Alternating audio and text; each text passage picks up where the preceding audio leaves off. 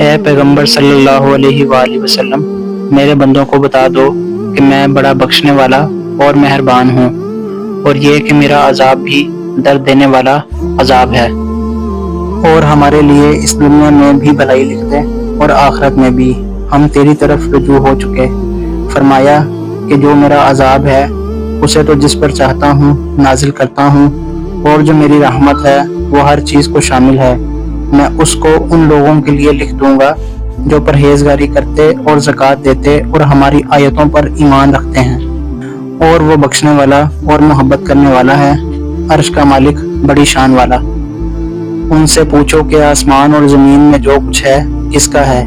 کہہ دو اللہ کا، اس نے اپنی ذات پاک پر رحمت کو لازم کر لیا ہے، وہ تم سب کو قیامت کے دن جس میں کچھ بھی شک نہیں ضرور جمع کرے گا۔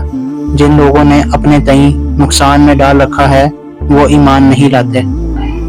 اور اپنے پروردگار سے بخشش مانگو اور اس کے آگے توبہ کرو، بے شک میرا پروردگار رحم والا اور محبت والا ہے۔